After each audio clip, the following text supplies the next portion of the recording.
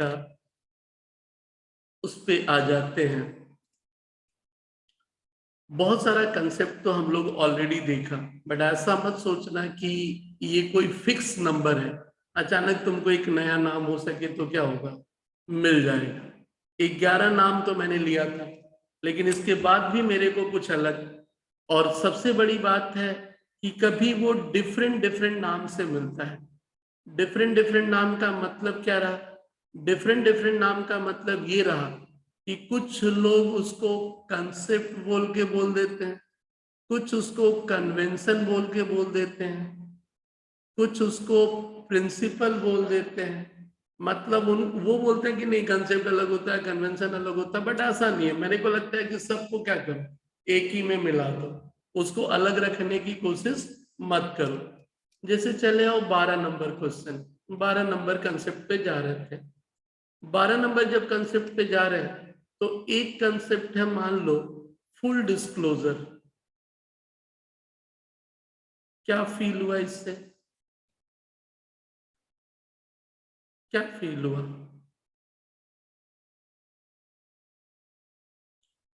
Disclosure यानी disclose करना। Disclose मतलब दिखाना, मतलब कि अकाउंट्स में कुछ ऐसा लिखो कि वो पूरा दिखे, आधा अधूरा ना दिखे। मतलब ट्राई टू एक तरह से disclose full information if possible, और पॉसिबल का तुम्हारे ऊपर है। ट्राई टू डिस्क्लोज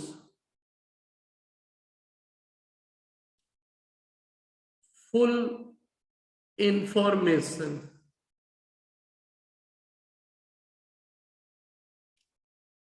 आप कोशिश करिए कि पूरा यदि दिखा पा रहे हैं तो फिर उसी तरीके को अपनाओ। तो बोला कैसे समझे, कौन सा ऐसा तरीका अपनाते हैं जहां की हम लोग फुल डिस्क्लोजर दिखाते हैं, बता सकते हो?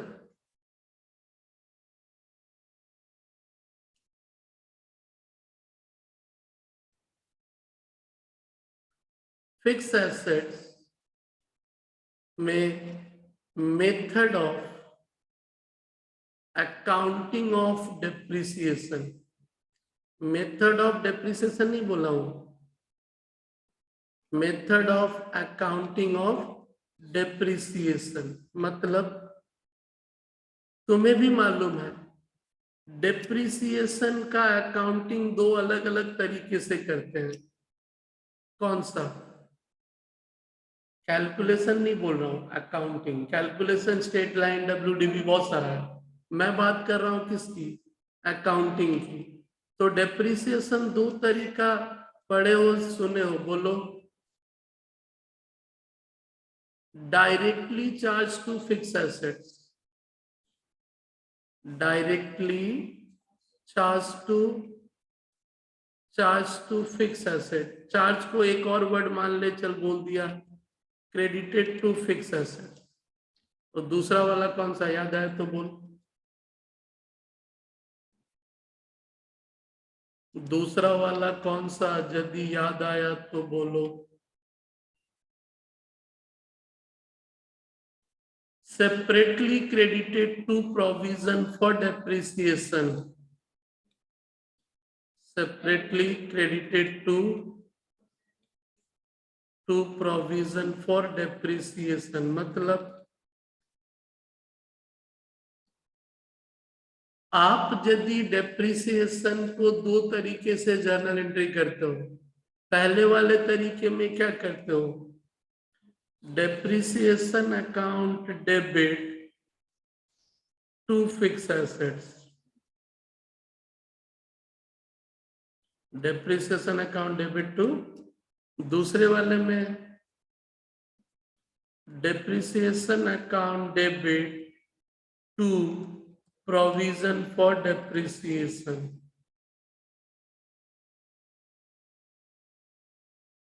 अब इसके लिए मैं बार बार जिंदगी में एक एग्जाम्पल यूज करता हूं, एक टेबल दिखाता हूं डेप्रिसिएशन से रिलेटेड टर्म्स को समझाने के लिए। और वो बार बार टर्म्स जो बेसिकली है वो आखिर क्या है, वो आखिर ये है कि मान लेता हूं कि एक एसेट जिसे मैंने कभी 10,000 में क्या किया, खरीदा, और 3 साल तक मैं उससे 10% करके क्या किया, डेप्रिसिएट किया, तो 3 साल में परिस्थिति कुछ ये बनेगी ना, 3 साल में परिस्थिति कुछ ये बनेगी, मतलब 10,000 में खरीदे, पहला साल डेप्रिसिएट किए तो 9,000, फिर 900 डेप्रिसिएट किए तो 8,100, फिर 800 डेप्रिसिएट किए तो 7,290। फिर हम कहते हैं कि इसका अकाउंटिंग हम जब करते हैं तो मेरे पास 2 तरीके हैं उसके अकाउंटिंग करने के, मतलब या तो मैं उसे सीधा सीधा बोलोगे तो एक डायरेक्टली चार्ज और जो अभी लिख रहे थे। अब जब लेजर की बात, एंट्री की जब बात करोगे, जब हम लोग कभी उसका लेजर बनाते हैं तो लेजर बनाते हैं तो 2 तरीके में फर्क ये है, एक तरीके में हम सीधे सीधे वैल्यू तो दिखाते हैं और डेप्रिसिएशन उसी में माइनस करते जाते हैं, तो 3 साल के बाद हमको फिक्स एसेट्स कितना दिखता है, 7290 दिखता है ना। तो डायरेक्ट वाला में फिक्स एसेट्स का अमाउंट आपको सीधे सीधे कितना दिखता है, 10,000 का खरीदा हुआ जो एग्जाम्पल है, जिंदगी में कभी भी वो प्रीवियस एग्जाम्पल बोल के ध्यान रख लेना 3 साल वाला। तो प्रीवियस एग्जाम्पल में जो मेरा बार बार दिखाना ये होता है, वो एग्जाम्पल में बहुत बार यूज करने वाला हूँ अलग अलग चैप्टर में। तो प्रीवियस एग्जाम्पल में तुम्हारा फिक्स एसेट्स 3 साल के बाद एक ही अकाउंट दिखता है और वो दिखता है क्या, 7,290, क्योंकि लेजर में वही बैलेंस है। लेकिन जब तू यदि मान ले कि तू यदि प्रोविजन फॉर डेप्रिसिएशन में है तो फिक्स एसेट में तो डेप्रिसिएशन दिखाना ही नहीं है, वो तो एक अलग अकाउंट में जा रहा है। ये तो 10 का 10 लास्ट 3 साल के बाद भी क्या बचना है, 10 का 10 ही बचना है, बेचने वाला छोड़ दो, 10 ही बचना है। और हम उसको बार बार कहाँ लेके जा रहे हैं, प्रोविजन फॉर डेप्रिसिएशन में। पहला साल का 10 दिए, सीडी हो गया, प्रोविजन एक लायबिलिटी होता है। फिर अगला साल उसको क्या किए, बीडी किए, फिर 900 डेप्रिसिएशन लाए, फिर 1900 हो गया, फिर उसके बाद 1900 में 810 लाए, कितना हो गया, 2710। तो मेरे पास एक सीडी बोल के कौन से अकाउंट में है, और फिक्स एसेट्स में कितना है, तो इस मेथड में मेरा फिक्स एसेट्स कितना दिखेगा, 10,000, और प्रोविजन फॉर डेप्रिसिएशन में कितना दिखेगा, 2,710, 2,710। तो फिर ऐसी परिस्थिति में यदि बात करोगे तो नेट अमाउंट कितना दिखेगा, 7,290। तो तू भी जानती है जो मैंने सिद्धांत का नाम लिखा, कौन फुल डिस्क्लोजर कंसेप्ट को फुलफिल कर रहा है, नहीं नहीं, कौन फुलफिल कर रहा है, नॉर्मल वाला या प्रोविजन वाला। फुल डिस्क्लोजर किस में दिख रहा है मेरे को, प्रोविजन वाले में। कैसे फुल डिस्क्लोजर दिख रहा है, पूरा दिख रहा है, कितना में खरीदे थे, अब तक कितना हुआ, इसमें तो पता ही नहीं चल रहा। इसीलिए अकाउंट्स कहता है कि आप प्रोविजन दिखाने की कोशिश करें। इसलिए कंपनी एक्ट में हमेशा दिखता ही किसमें, फुल डिस्क्लोजर के उसी वैल्यू पे। क्लियर है। नेक्स्ट, इससे आगे बढ़ा तो फुल डिस्क्लोजर कंसेप्ट इसी को कहते हैं कि कौन फुलफिल करेगा। दूसरा, verifiable objective evidence concept,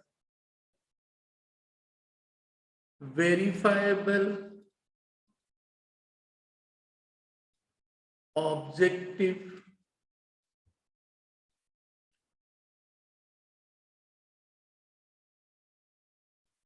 evidence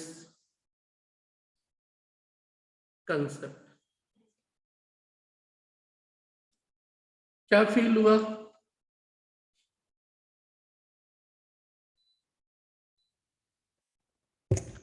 वेरीफाएबल मतलब वेरीफाई करने पे वो दिखना चाहिए। हम कहीं देखने गए कि भाई यहाँ पे फर्नीचर है, बोला हाँ फर्नीचर है, तो वो जो फर्नीचर है वो एक ऑब्जेक्ट है और उसे चेक करने पे उसका प्रमाण हमको क्या है, मिलता है। तो तुम किताब में दिखा रहे हो furniture to balance BD 5 lakh, पूछा भाई क्या है इसमें, तो बोला सर इसमें 200 बेंच है। तो बोला चल दिखा, बोला 200 बेंच है और एक को 2500 में करके क्या किया गया, खरीदा गया, 5 लाख आया है। तो हम बोला चल दिखा, दिखाता है तो हमको गिनने पे 150 ही मिलता है। तो बोला भाई जो दिखा रहा है वो तो हमको एविडेंस ही नहीं दिख रहा है, तो तू तो फालतू का 5 दिखा रहा, तू खाए नहीं 150 का 2500 करके दिखा रहा है, 150 का 50 काहे ज्यादा दिखा रहा है, 3,75,000 दिखा भाई, जब है ही नहीं तो काहे दिखा रहा है। तो इसी को कहते हैं व्हाट, वेरीफाएबल ऑब्जेक्टिव एविडेंस। मतलब यदि रियल में वो सामान है ही नहीं तो फिर अकाउंट्स बोलता भाई हम तुमको दिखाने नहीं देगा, हम तुमको दिखाने नहीं देगा। इसी को कहते हैं व्हाट, वेरीफाएबल ऑब्जेक्टिव एविडेंस कंसेप्ट। यानी कोई भी एसेट्स और लायबिलिटी, लायबिलिटी दिखा रहा है पता चला देना ही नहीं है, देना ही, assets and liability should must be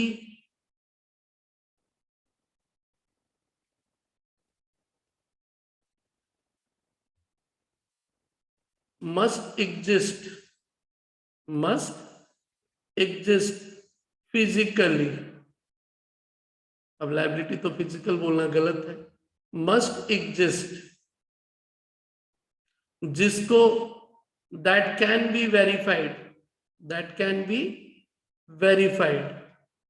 यदि वो दिख रहा, मतलब कि ऑडिट में एक वर्ड है vouching and verification, verification audit करने जाते हैं हम लोग तो उसका वेरिफिकेशन जरूरी, मतलब वो मेरे को वहां दिखना चाहिए, नहीं है तो फिर बोलेंगे भाई तू कैसे दिखा रहा है अकाउंट में। तो दैट इज, ऑडिट में स्टॉक वेरिफिकेशन होता है कि जब इतना का स्टॉक दिखा रहा हो दिखाओ आपके पास है। और इन्वेंट्री वैल्यूएशन में सुना ही था कि पहले काउंटिंग करते हैं हम लोग, अब जब काउंटिंग ही नहीं है तो फिर स्टॉक कैसा। तो दैट कैन बी वेरीफाइड, और यदि वेरीफाइड देन है, then it is shown in accounts, then it is shown in accounts। Example, inventory valuation में फिजिकल काउंटिंग, इन्वेंट्री वैल्यूएशन में what, physical verification, physical verification. Okay,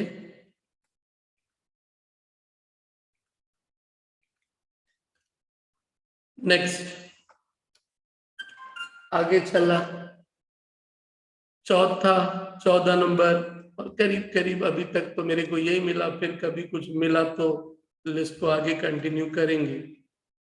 अलग नाम, एक नाम है सब्सटेंस ओवर फॉर्म, तुम्हें मिलेगा सब्सटेंस ओवर फॉर्म। मतलब बोला जो फॉर्म है, फॉर्म यानी फॉर्मेलिटी, बोला फॉर्मेलिटी ज्यादा जरूरी नहीं है, सब्सटेंस भावनाएं ज्यादा जरूरी है। मतलब बोला कि रूप ज्यादा जरूरी नहीं, विशेषताएं बहुत ज्यादा जरूरी है। मतलब अकाउंट्स में दिखाते वक्त हम लोग फॉर्म पे ज्यादा ध्यान, ठीक है फॉर्म बोलता है ऐसे दिखाओ वैसे दिखाओ, लेकिन उसके अंदर की जो भावना है वो मेरी फुलफिल होनी चाहिए। भावना जो है ना वो प्रिवेल करेगा किसके ऊपर? फॉर्म। ये कहां देखा जाता है? चैप्टर कभी पढ़ोगे हायर परचेज अकाउंट्स में। हायर परचेज का मतलब to purchase fix assets in installment. हमने बाइक खरीदा फिक्स एसेट्स इंस्टॉलमेंट में, टीवी खरीदा इंस्टॉलमेंट में, बिजनेस में हमने मशीनरी भी खरीदा इंस्टॉलमेंट में, खरीद सकते हैं। और जब इंस्टॉलमेंट में खरीदते हो तो जो बायर हायर परचेजर है, he is not the owner until the payment of last installment. Hire purchaser is not the owner until the payment of what? जब तक आप आखिरी इंस्टॉलमेंट नहीं दे रहे हो ना, तब तक आप उसके ओनर नहीं हो। यानी एक भी इंस्टॉल फेल किए तो जो जिसने तुमको फाइनेंस किया था वो लेके क्या चुका चला जाएगा। तो कभी सेल ऑफ गुड्स एक्ट में ये वर्ड मिलता है। तो सेल ऑफ गुड्स एक्ट में तो क्या है, जैसे ही सामान बेचा ओनर, तो इसके लिए एक अलग से लॉ है, हायर परचेज एक्ट। कभी हायर परचेज में बात करेंगे, अकाउंट्स में चैप्टर है भी। तो जब तक लास्ट इंस्टॉलमेंट पे नहीं करो आप ओनर नहीं हो। तो क्या फिक्स एसेट्स आपका है, लेकिन जैसे ही पे कर दोगे लास्ट क्या होगा? तो क्या तुम ये सोच करके खरीदा था कि नहीं हम इंस्टॉलमेंट नहीं देंगे? तुम तो सोचे थे कि ना भाई हम अपना टाइम टाइम पे इंस्टॉलमेंट देंगे और ये एसेट्स इन फ्यूचर क्या होगा। तो जब दो आप भले ही दो लास्ट इंस्टॉलमेंट नॉट पेड,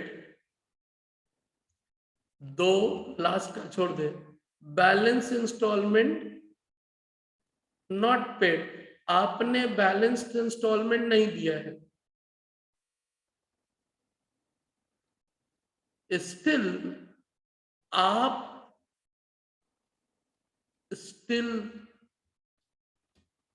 फिर भी आप उसे अपने बुक्स में फिक्स एसेट्स ही दिखाते हो। और फिक्स एसेट्स दिखाने का मतलब आप दिखाते हो कि आप उसके ओनर हो, जबकि आप उसके owner. Fix assets shown as an owner, और आप उस पर डेप्रिसिएशन भी क्या करते हो, एंड क्लेम डेप्रिसिएशन। आप अपने बुक्स में डेप्रिसिएशन भी क्लेम करते हो, जबकि वो आपका नहीं है। मतलब लीगल फॉर्मेलिटी के हिसाब से आप ओनर नहीं हो, बट भावनाओं के हिसाब से तो आप ही ओनर हो, आप ही की मर्जी पे तो वो सब चल रहा है। तो उस समय क्या बोला गया, भाई फॉर्मेलिटी रख, हम तो उसको अपना एसेट दिखाएंगे। यानी आप जो सिद्धांत जो भी होगा वो सबको साइड रख देते हो। तो हमने कहा ना कि जब ये वर्ड यूज है तो कहीं तो उसका एप्लीकेशन हुआ होगा। तो जिंदगी में अब ये सब सवाल मैं इधर तो नहीं बोल सकता हूं, बट फर्स्ट सेमेस्टर में एक चैप्टर है। अब देखो जो अब तक मैंने बोला उसके आधार पे तुम कोरिलेट कर पाते हो या नहीं। पहले वो सब सवाल आता भी था। पहला क्वेश्चन, क्वेश्चन क्या है? क्वेश्चन ये है कि which accounting concept followed in the following cases. Life of business is assumed to be indefinite, yet business prepare their accounts annually. कौन सा सिद्धांत? 14 में नाम बता देता हूं कौन कौन सा पढ़े। पहला पीरियड कंसेप्ट, दूसरा एक्रूअल कंसेप्ट, तीसरा यदि मैं अलग अलग नाम लूं जो हम लोगों जो मैंने आपको पढ़ाया अब तक उसके आधार पे मैं यदि एक एक नाम लूं तो पीरियड कंसेप्ट, उसके बाद एक्रूअल कंसेप्ट, फिर सेपरेट एंटिटी, फिर गोइंग कंसर्न्स, फिर डुअल एस्पेक्ट, फिर अकाउंटिंग इक्वेशन, फिर historical cost, matching concept, conservative concept, फिर मेटलिटी कंसेप्ट, बट एक बीच में कहां से छोड़ के चला गया, हाँ गोइंग कंसर्न तो बोल ही दिया था, मेटलिटी, और अभी जो बोला। तो बताओ 1A में कौन सा सिद्धांत? Accrual concept. बिजनेस हमेशा चलता रहेगा, गोइंग कंसर्न्स कंसेप्ट। बिजनेस क्या है? indefinite. B, profit is being determined by comparing the sale of an accounting period with the corresponding cost of goods sold.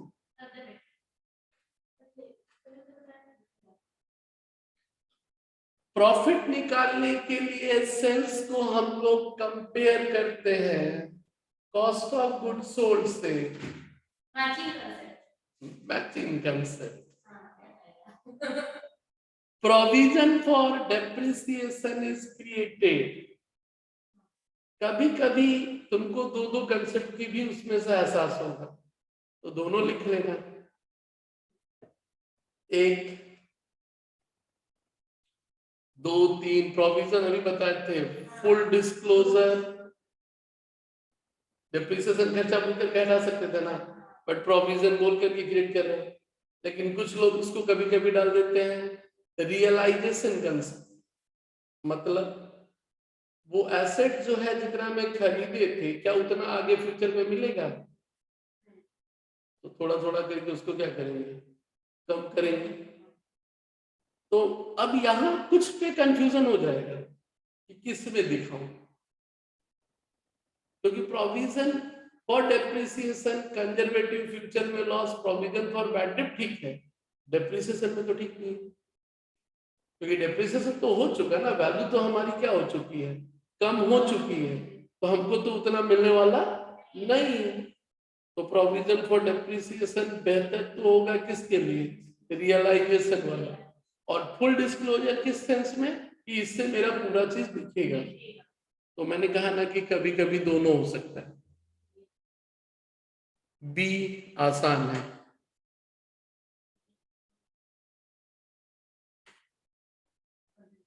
Conservative जो लोअर होता है, 3 का ए,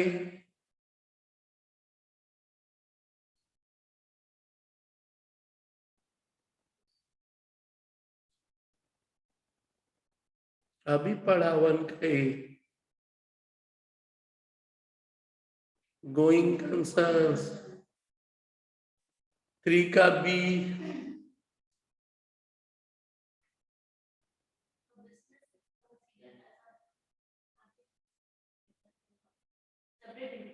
सेपरेट एंटिटी, 4 का ए,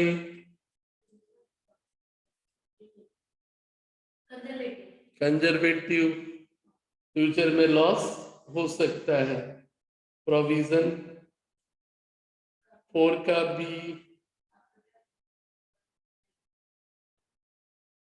एंटिटी सेपरेट एंटिटी, प्रोप्राइटर का capital का मतलब ही क्या रहा, ठीक है। 5 का 5,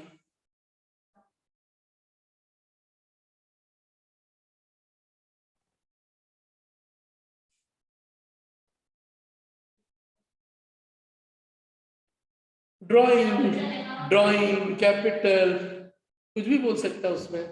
कौन सा ऐसा ट्रांजैक्शन है, money withdrawn for personal use, 7 का ए,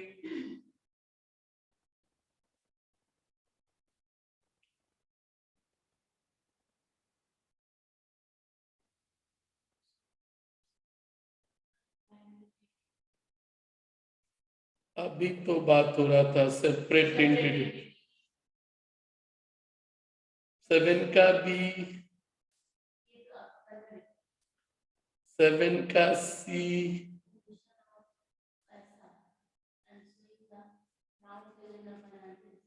अब 2020 पैसा होता तो 2000 दिखाते, 20 पैसा को छोड़ देते हैं। तो कौन सा सिद्धांत? पैसे को छोड़ करके वो 20 पैसा इंपॉर्टेंट है, कोई फर्क पड़ जाएगा मेरे फैसले पे ना। तो कौन सा सिद्धांत? मेटिलिटी, वो इंपॉर्टेंट छोड़ भी देंगे तो। Assets are classified into fix assets and current, ये एक तो फालतू का कंफ्यूजन रह गया था। सोचो तो, पहले से भी हम भी क्लियर नहीं कि इसको किस में डालें। क्यों हम लोग बोलते हैं कि फिक्स को अलग रखो, करंट को अलग रखो ना, इसको किस में डालो? लिक्विडिटी कंसेप्ट बोल के तो कुछ होता नहीं है।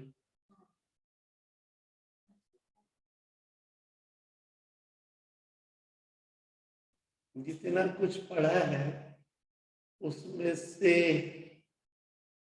एक ही हमको ज्यादा फिट बैठता दिख रहा है, रियलाइजेशन कंसेप्ट। करंट एसेट्स तो आने वाले कुछ ही दिनों में क्या होगा, रियलाइज हो जाएगा, बट फिक्स एसेट्स, लेकिन थोड़ा सा इसका परफेक्ट आज तक हमको भी नहीं मिला जवाब। परफेक्ट कौन सा? आधा अधूरा वो दिखता है मेरे को थोड़ा, कि क्यों हम लोग इसको बोलते हैं कि ये फिक्स रहेगा, क्यों बोलते हैं कि ये करंट रहेगा। मतलब आखिर कुछ भी कर रहे हो तो देख, वो बच्चों वाला कहानी, ऐसा क्यों करेंगे हम? कोई भी चीज हुआ, बोला ऐसे लिखो, तो फिर अगला क्वेश्चन, ऐसा क्यों करेंगे हम क्यों नहीं एक ही साथ लिख देंगे? क्यों हम इसको फिक्स बोलेंगे, क्यों इसको करंट बोलेंगे? तो कुछ ना कुछ सिद्धांत तो होंगे ना। तो अभी के लिए तो उसको रियलाइजेशन ही रख, और तो कुछ खास समझ में नहीं आता है। ई,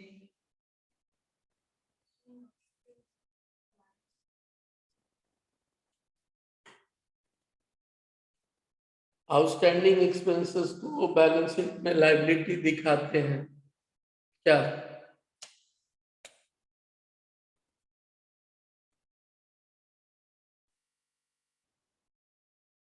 एक्रूअल, अब पहले पीएल में जोड़ दे, जोड़ेगी तो लायबिलिटी में तो क्या होगा, जाएगा ही। एक्रूअल के कारण ही तो हो सकता है। तो देख, फर्स्ट सेमेस्टर में ये कुछ अच्छे अच्छे क्वेश्चंस थे, पुराने में आया था, लेकिन 18, 19, 20 में भी तो दिख ही रहा छोटा छोटा। 10,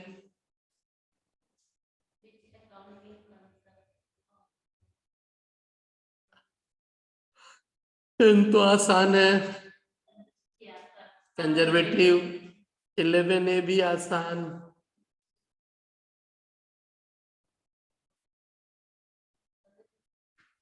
इलेवन का बी, दोनों ऑनर्स में कैसे हो गया, एक जनरल में हो गया। गोइंग कंसर्न कंसेप्ट समझ में आया?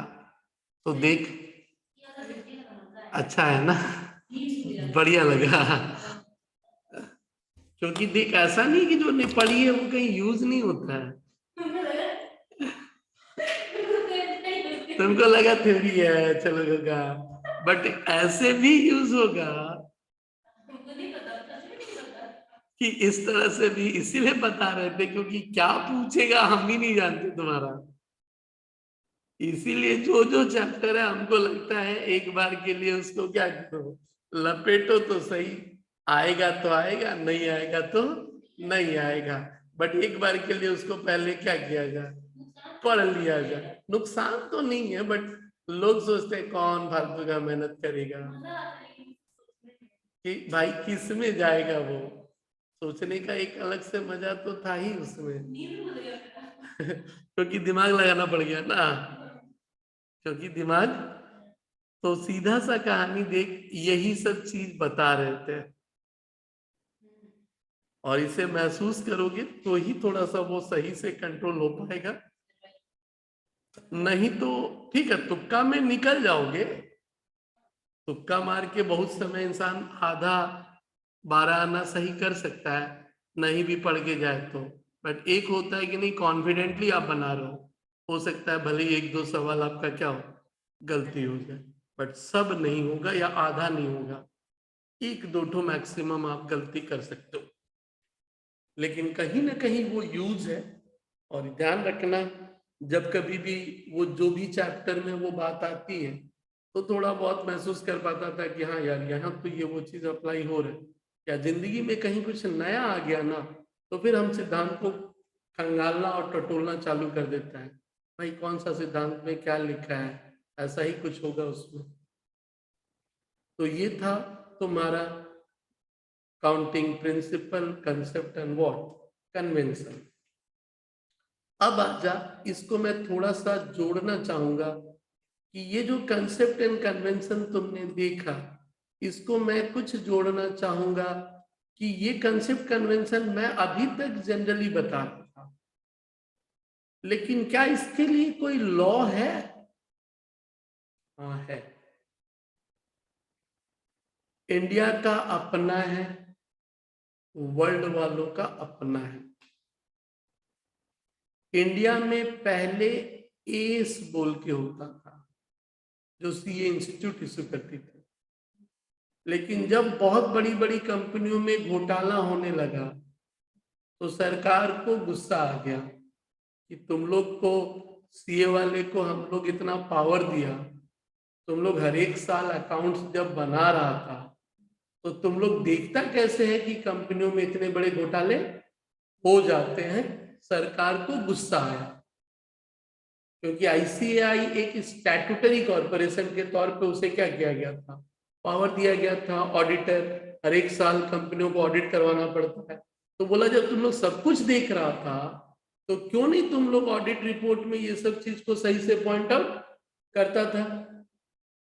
इसका मतलब कि तुम लोग सही से देखता नहीं है, या तुम्हारे सिस्टम में खामियां हैं।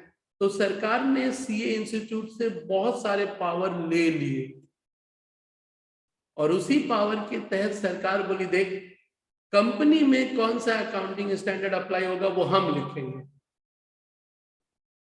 यानी अब से तुम लोगों का अप्लाई हमको नहीं मालूम तेरा, बट आरओस कंपनी एक्ट हम बनाए हैं, तो उस पे क्या होगा वो हम लिखेंगे।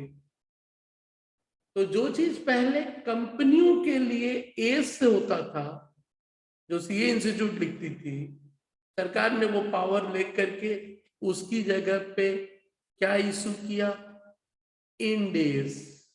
तो तुम्हें एक नाम मिलेगा, एक सिर्फ एस है, एक इंडेस है। और इंडेस का नाम आते ही समझ जाना कि ये सरकार ने कौन से लॉ के तहत किया।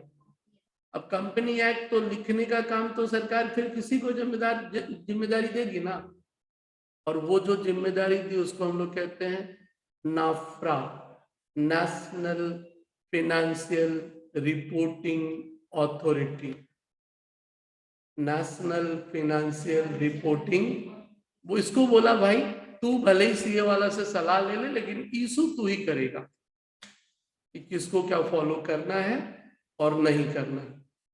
तो देख ले, वो जो हम लोग जनरल टर्म में भी बात कर रहे थे ना, उन्हीं सिद्धांतों का इस पे वो सब क्या है, उन्हीं सिद्धांतों पे ही ये सब है, बट उसको एक लीगली शब्दों की भाषा देने को हम लोग बोलते हैं कोडिफिकेशन। कोडिफिकेशन मतलब AS1 में बोला, AS2 में बोला, AS3 में बोला, इसको बोलते हैं कोडिफाई करना।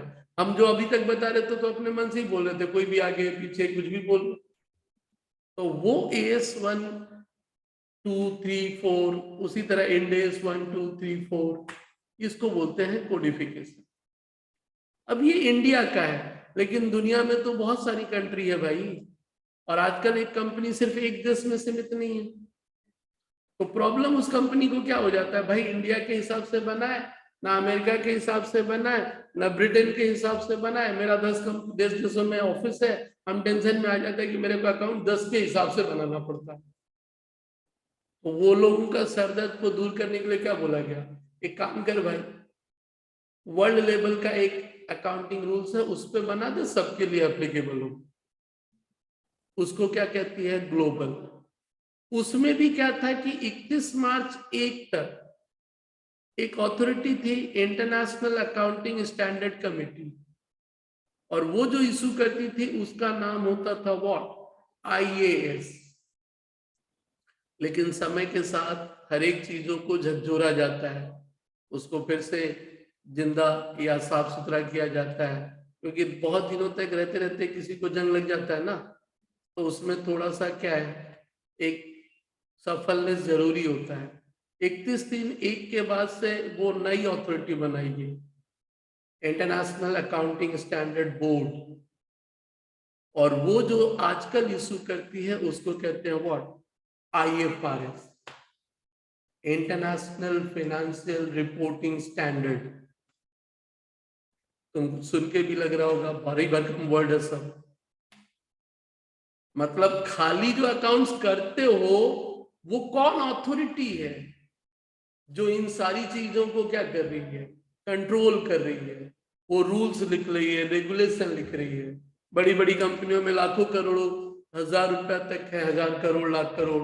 भाई उसमें बड़ी कंपनियों के डूबने से बहुत सारी पब्लिक परेशान हो जाती है, सरकारों को प्रॉब्लम, तो सरकार उसे कंट्रोल करने के लिए इंटरनेशनल सारे अकाउंटिंग बॉडी वाले क्या किए, अब AS जो है वो सिर्फ कहाँ एप्लीकेबल हो रहा है, नॉन कॉर्पोरेट में, नॉन कॉर्पोरेट, कॉर्पोरेट मतलब कंपनी, नॉन कंपनी में, बट इंड AS कहाँ हो रहा है, कंपनी में, क्योंकि कंपनी एक्ट का मतलब ही कंपनी पे होगा, प्रोप्राइटरशिप पार्टनरशिप पे तो नहीं होगा। और ग्लोबल का जो है ना, ये मत सोचना कि कोई एक होता है, पहले का भी IAS एप्लीकेबल है, तो अभी नए इशू होने वाले क्या है, IFRS भी एप्लीकेबल है। तो इस पे एक लिस्ट है, उस लिस्ट में ये बात आती है कि कौन सा अकाउंटिंग स्टैंडर्ड से रिलेटेड एक काउंटर पार्ट है जिसमें मैच, मतलब कि ऐसा मत सोचना कि इंडिया वाले में अलग लिखा गया, अमेरिका वाले में अलग लिखा गया है। देख बात तो वही है ना, थोड़ा बहुत सिचुएशन क्या होगा, चेंज होगा, सिर्फ थोड़ा बहुत। अब जब थोड़ा बहुत चेंज होगा तो थोड़ा सा चलो देख ले, इस मैट में था, CA इंटर वाले में, CA इंटर के अकाउंटिंग स्टैंडर्ड में एक लिस्ट था जहां पे वो बोल रहे थे कि भाई मिलता जुलता कौन सा पार्ट है, तुम्हारे एस में भी वैसा तो कुछ नहीं दिखा था, ऑब्वियसली दिखने पे बात करेंगे।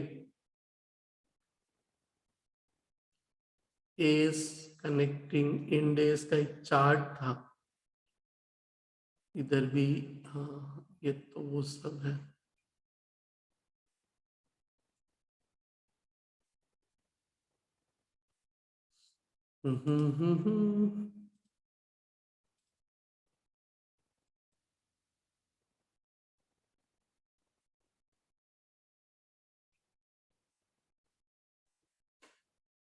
एक कंपैरेटिव चार्ट है, ऐसे तो क्या है कि एक एक होता है, but side by side S में यदि उसका नंबर कुछ है तो इंडेस में उसका नंबर क्या होगा, इस तरह से उसका क्या है, कंपैरेटिव चार्ट है, जिससे तुमको वो एक ही झटके में क्या होता है, समझ में आ जाता है। ऐसा नहीं कि वो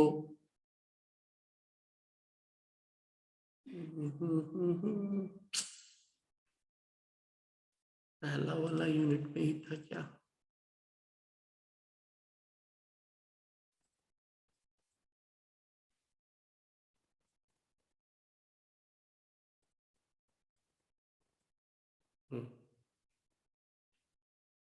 पहला यूनिट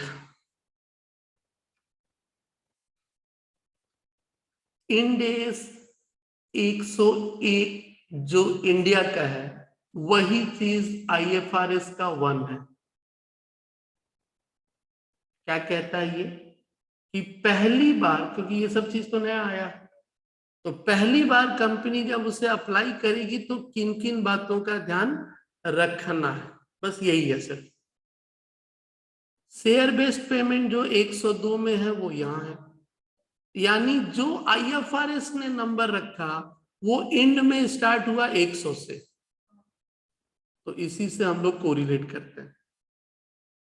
क्योंकि जो ग्लोबल बाकी दुनिया वालों ने जो सारी दुनिया के अकाउंटिंग अथॉरिटी सब मिल करके रखी, हम उससे मिलता जुलता रखे, सो दैट कि हमको कंफ्यूजन ना हो, जिससे आसानी से याद आ जाए कि भाई 106 मेरा है तो उनका आईएफआरएस का 6 होगा, इससे कोरिलेट कर पाएंगे।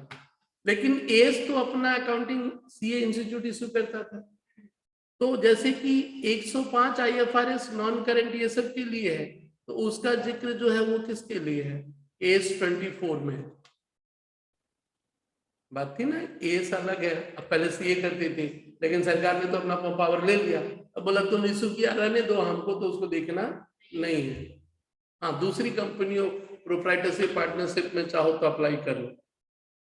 अब देख, एस तो समझ में आता, फिर ये जीएन क्या है भाई, तो सीए इंस्टीट्यूट जीएन जो इशू करती थी वो एस नहीं है, उसको हम लोग कहते हैं व्हाट, गाइडेंस नोट, मतलब एक सलाह अप्लाई करते वक्त ये करना है। इसी तरह से वो गाइडेंस नोट का अपना नाम और हेडिंग होता है, उसका कॉरेस्पॉन्डिंग नाम है, मतलब इधर एक नाम है तो ये इसमें क्या है, अलग है। अब देखिए लिस्ट चलते जा रहा है, 116 पे आके खत्म हुआ,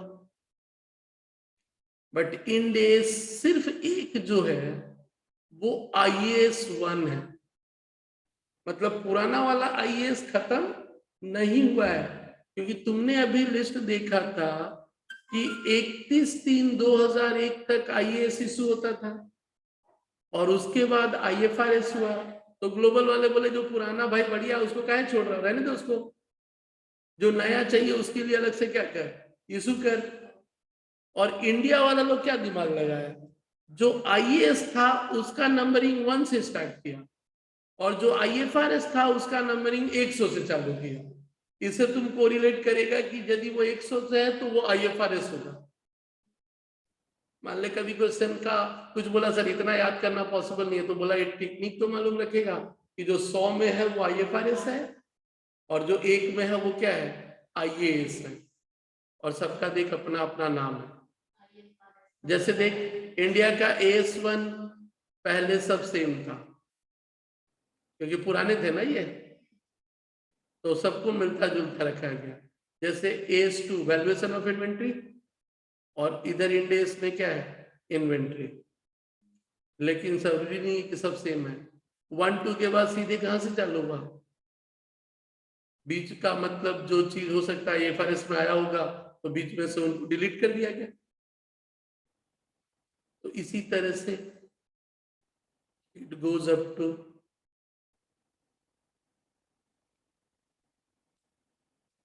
समझ में आया, समझ में आया ये चार्ट। अभी तक हम आपको सिर्फ एक जनरल सेंस में बता रहे थे, बट रियल में तो ये है। हाँ, याद नहीं करना, बस ध्यान रखना है कि ऐसा कुछ होता है, सो दैट कि कहीं डिस्कशन हो तो ऊपर से ना जाए, कि दिमाग में जाए हाँ भाई जो बोलना हमको मालूम है, बस याद हमको जरूरी नहीं है कि हम इतना याद रखेगा। हाँ, बस वही है, थोड़ा सा मालूम है कि IFRS यदि है 101 से इंडेस चालू हो रहा है और IAS है तो 1 से चालू हो रहा है इंडेस में, क्योंकि तुम यही चीज तुम्हें अलग अलग जगहों पे 6 सेमेस्टर में इंडेस का कुछ पढ़ना है, कभी तुम फाउंडेशन इंटर में ही कुछ एस पढ़ोगे, हाँ इंडेस तुमको नहीं पढ़ाएगा, बिकॉज HSCA में तुम्हारा वो पार्ट नहीं है, लेकिन फिर भी हल्का सा आइडिया रहना चाहिए, और हो सकता है ऑडिट में कहीं हो, क्योंकि वो मैंने सब्जेक्ट अभी तक पूरा देखा नहीं है, बट कंपनी एक्ट में इस तरह का वर्ड का जिक्र हो सकता है। तो जो तुम्हें ये जो बात कर रहे थे जनरली एक्सेप्टेड अकाउंटिंग प्रिंसिपल, जिसका कि कोई अपना सीरियल तो नहीं है, लेकिन लॉ के दायरे में उसका क्या है, एक रेफरेंस है, और तुम्हारा मैट जो था उसी सिलसिले में मैंने उसे उठाया था।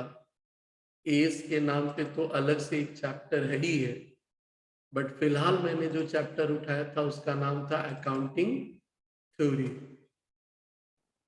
अकाउंटिंग थ्योरी जो उठाए थे, जिसमें कि टर्म्स के बाद में इलस्ट्रेशन ये सब देख लिया था, तो फिर किसके बारे में बात हो रही थी,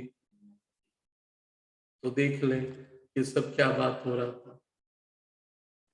किसको कहते हैं अकाउंटिंग कंसेप्ट कन्वेंशन का मतलब, फिर बेसिक। अब वो लोग देख थोड़ा सा अलग अलग हेडिंग दे दिया, इतने छोटा सा चल देख, बिजनेस एंटिटी देखा, going concern, money measurement, period, बोला ये बेसिक है, बेस है। फिर बेसिक एजम्पशन, फिर क्या लिखा, revenue realization, matching, full disclosure, dual, verifiable, historical, ये भी तुम देखा, सब कुछ हम लोग देख ही लिया। फिर मॉडिफाइंग, कुछ चेंज करके, फर्टिलिटी, कंसिस्टेंसी, कंजर्वेटिज्म, टाइमलीनेस नया आया, व्हाट, चल नीचे देखते हैं थोड़ा सा। फर्टिलिटी देखा, कंसिस्टेंसी मतलब जो करो लगातार करो, जो करो लगातार करो। कंजर्वेटिज्म, टाइमलीनेस, समय पे करना जरूरी है, क्योंकि समय के बाद उसका कोई इंपॉर्टेंस। इंडस्ट्री, अलग अलग इंडस्ट्री के थोड़े रूल क्या हो सकते हैं, तो देख तुम्हारे मैट के हिसाब से थोड़ा ज्ञान इस तरह का है। यही चीज नीचे है एक एक करके। अब आते हैं, थोड़ा सा वो पढ़ना चाहूंगा टाइमलीनेस को।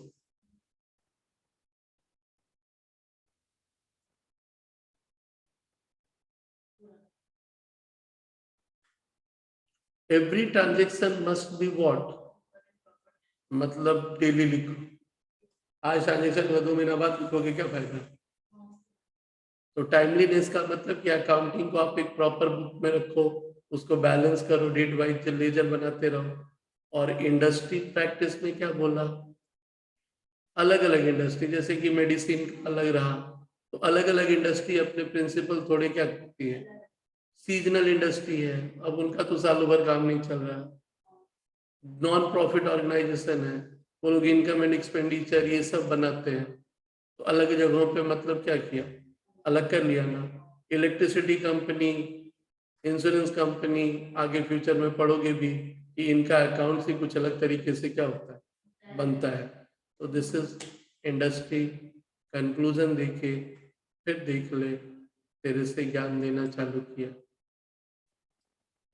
जो अभी बता रहे थे सब आप। अब फिर अकाउंटिंग का बेसिक, इवेंट ट्रांजेक्शन, ये फिर बाद में कभी बात करेंगे, बट आज की कहानी क्लियर है अभी तक।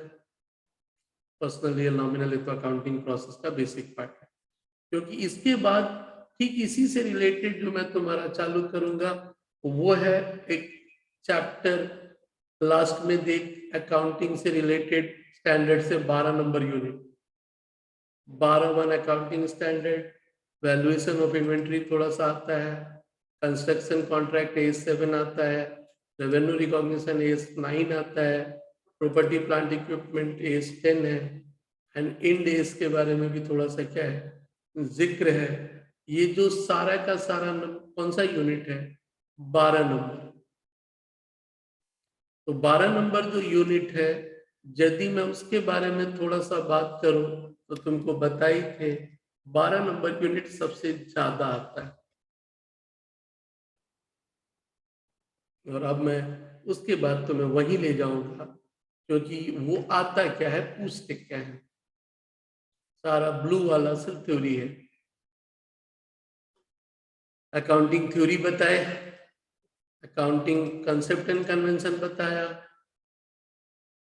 तो ये सब बेसिकली क्या रहा, थ्योरी ही है ना बाबू। तो ये जो थ्योरी है, इसके बारे में ही बात कर रहे थे कि थ्योरी को भी सही से तुम्हें क्या करना है, देखना है। 12, 5, 17, 6, 23, 24 नंबर तो इधर ही दिख रहा है, जिसमें से ये दो के बारे में डिस्कस करते करते इसका एक नींव रखे। तो खाली प्रैक्टिकल प्रैक्टिकल मत सोचा करो, बिकॉज कहीं से भी हमको नंबर मिले ले लेना है। और आज की तारीख में तो खाली प्रैक्टिकल का कोई मतलब ही नहीं है नए पैटर्न में उनका। कंप्यूटराइज ठीक थोड़ा सा छोटा सा चैप्टर है जो 11 के लेवल में पढ़ा था वही है, हल्का सा वो भी अपने सीखेंगे।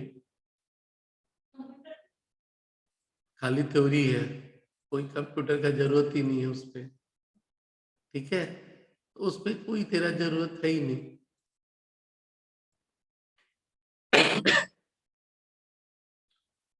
तो यही था तेरा। तो थोड़ा थोड़ा, क्योंकि थ्योरी है तो हम भी जानते थोड़ा इरिटेटिंग होगा, लेकिन उतना भी नहीं है, क्योंकि एक बार मैं चाहता हूं कि पहले थ्योरी वाले हिस्से को क्या करूं, खत्म करके निश्चिंत हो जाऊं। 25 मार्क्स ऊपर से 3 ठो 25-30 का देख ही लिया, फाइनल 50 के करीब करीब तो हालात सही से हो ही जाए, फिर बाकी चैप्टर्स पे थोड़ा थोड़ा करके चलेंगे। जो तुम्हारा फर्स्ट सेमेस्टर का पेपर था तुम्हारे ही मैथ का था, सीएमए का मुझे ध्यान आ रहा था, तुम्ही लोग में से किसी ने पूछा था, या मेरे ख्याल से वो पूछा था मंजीत, बट सीएमए का ही मैथ से पूछा था कि सर वो पासबुक बैलेंस दिया है। और ये सवाल हम मंजीत को बताया है 20-25 दिन पहले, मुझे मालूम है। तुम जब पढ़ा रहे थे तो उसको पूछा था तो बताए थे। अब उस दिन मेरे को भी सॉल्व करते वक्त तो क्या कि कौन सा करे, अब वो कहाँ ढूंढे, वो हो सकता था कि मे भी सवाल वही रहे, मे भी। अब यदि बोल